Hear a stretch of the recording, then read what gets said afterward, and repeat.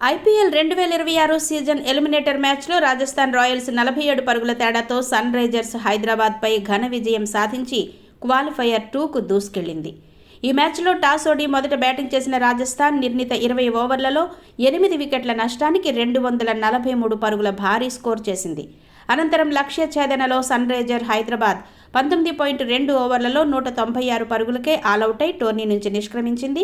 రాజస్థాన్ ఇన్నింగ్స్లో 15 ఏళ్ల యువ సంచలనం వైభవ్ సూర్యవంశీకి కేవలం 29 బంతుల్లో 5 ఫోర్లు 12 సిక్సర్లతో 97 పరుగులు చేసి పెను విధ్వంసం సృష్టించాడు. అతడి ధాటికి Sunrisers captain Pat Cummins 4 ఓవర్లలో ఏకంగా 64 పరుగులు సమర్పించుకున్నాడు. ఈ క్రమంలోనే ఒక ఐపీఎల్ సీజన్లో అత్యధిక సిక్సర్లు బాదిన బ్యాటర్గా క్రిస్ గేల్ రికార్డును వైభవ్ బద్దలు కొట్టాడు. అతడితో పాటు ధ్రువ్ జురెల్ కూడా అర్ధశతకంతో రాణించాడు. భారీ లక్ష్యంతో బరిలోకి దిగిన సన్ రైజర్స్కు ప్రారంభంలోనే గట్టి షాక్ తగిలింది.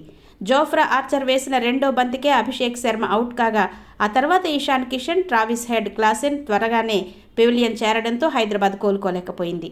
నితీష్ కుమార్ రెడ్డి, సలీల్ అరోరా కాసేపు పోరాడినా ఓటమి తప్పలేదు. ఈ విజయంతో రాజస్థాన్ రాయల్స్ ఫైనల్ బెర్త్ కోసం శుక్రవారం జరిగే క్వాలిఫైయర్ 2లో గుజరాత్ టైటన్స్తో తలపడనుంది.